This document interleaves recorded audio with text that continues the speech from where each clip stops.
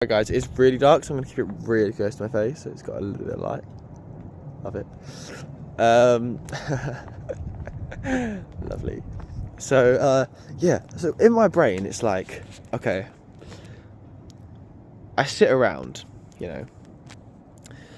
and I don't, a lot of the time, I'm not doing too much, but I am doing a lot. I do so much in my day, and it's like, I'm not doing much, you see. It's like, I'm spending my day, I'm not really doing anything. I'm not really using my brain power to my maximum capacity. I don't think anyway. I sort of use my brain, but in a way that I'm not really manifesting anything. I'm sort of using my brain to determine reality in a way that I think it should be, in a deterministic fashion, as in, that's the way it is, and then make sure it's like that, or it's not suiting my brain. And if it's not like that, I will change reality in any way possible to suit my brain in the way it thinks it should be. And that's how my energy is being expended a lot of the time, in trying to create life how it should be in my perspective, or my mind's perspective of how it should be.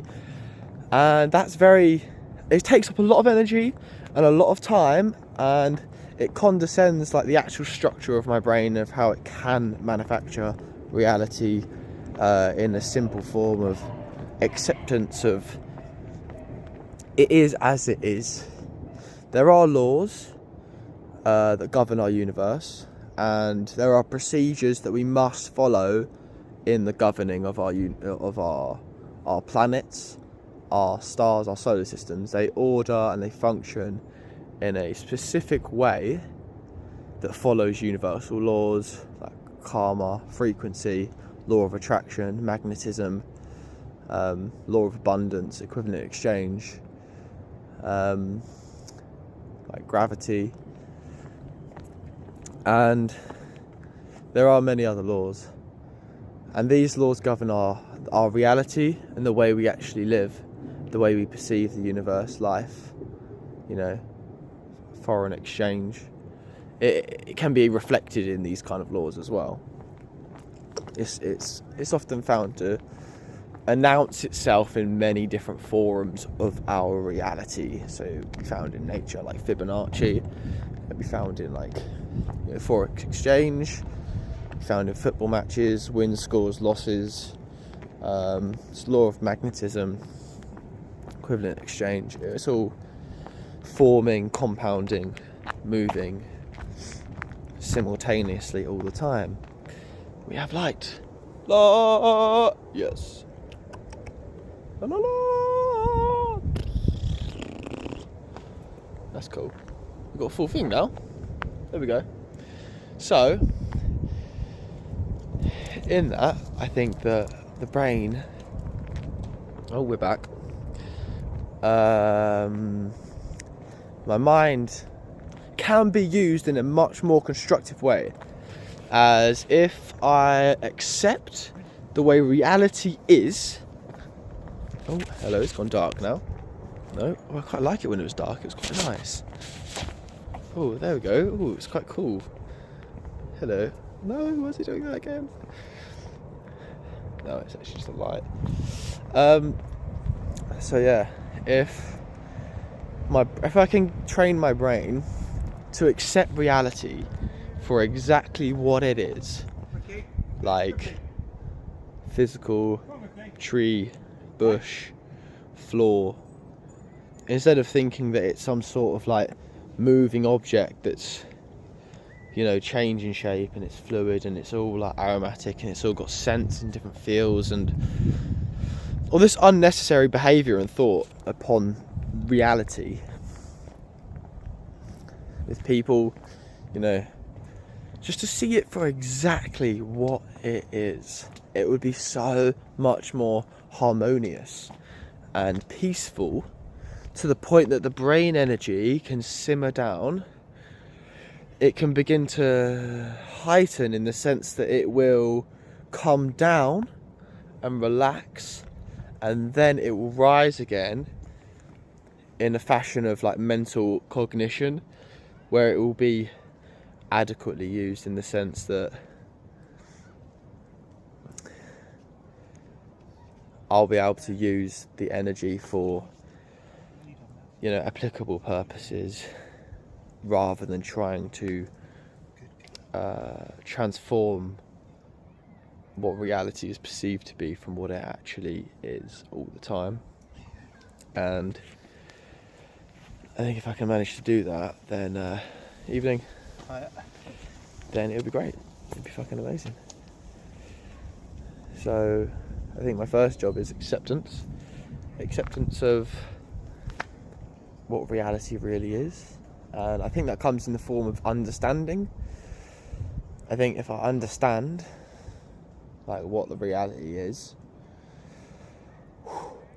then I can begin to accept it.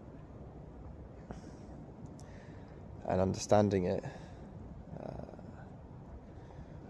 if I can understand it, then I think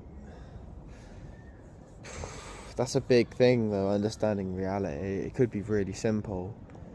It could just be, that's a leaf, it's green, it lives and it dies, it will regrow on the tree, and it will die again.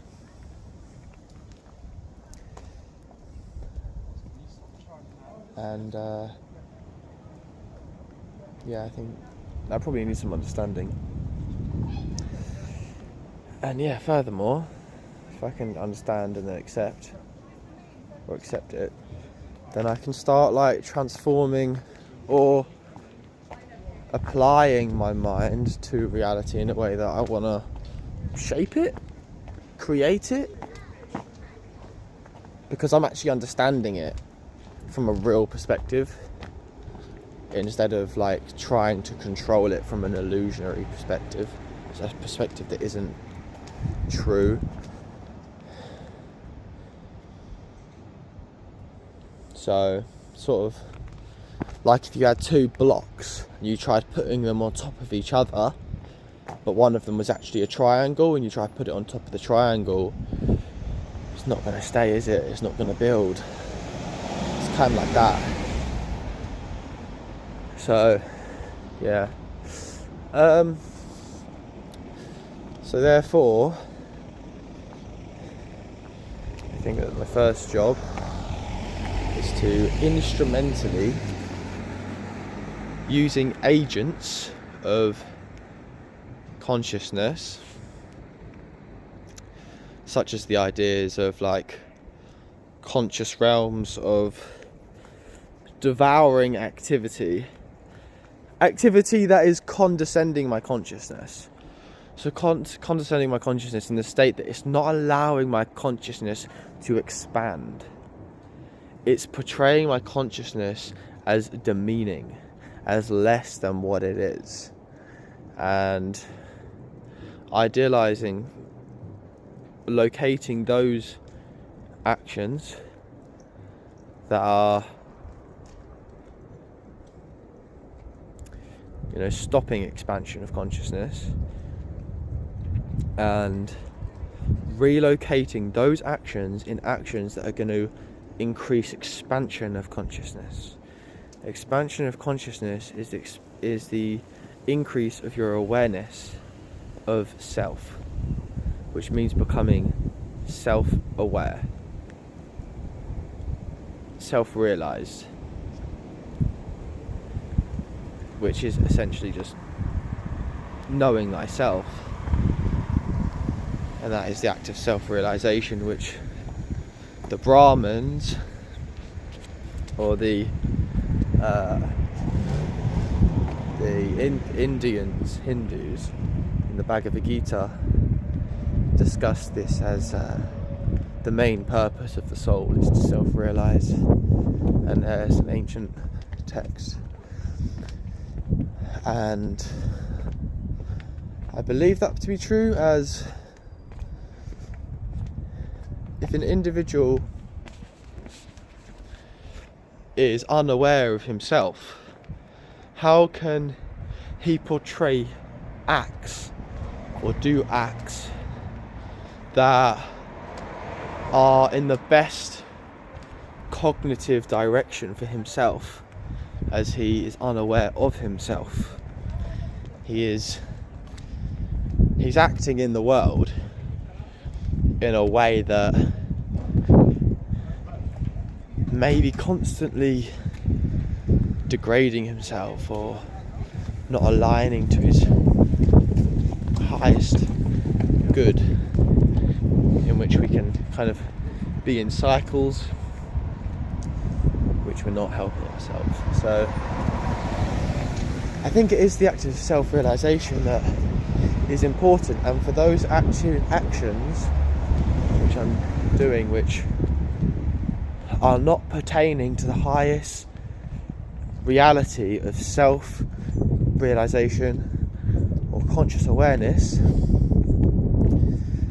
must be redirected towards that purpose at all costs, all expenditure. And that comes through self-analysis of my actions, the purposes, the reasons. A lot of Stoics discuss reason as a priority, to prioritise the reasons of actions, to know the reasons, in order to direct yourself in a certain nature, or in alignment with nature. And I think that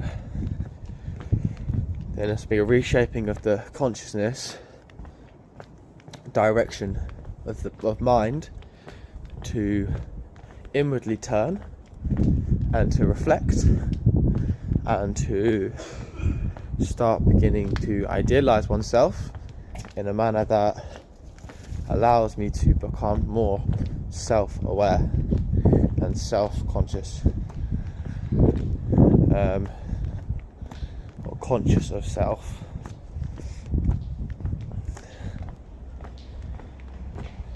So and from that, I suppose that takes time and dedication and just some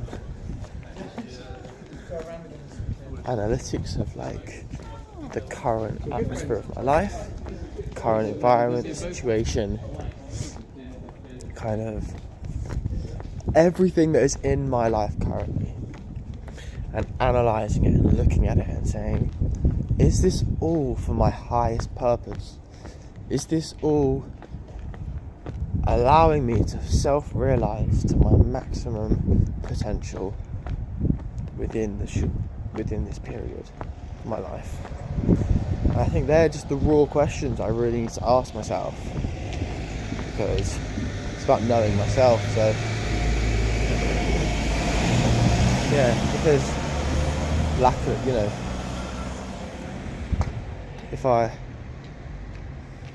if there's something that's lacking in me, I think it's wise to acknowledge that if I'm lacking self-worth, or if I'm lacking self-love, or say I'm abundant in self-love, all my actions are going to come from self-love.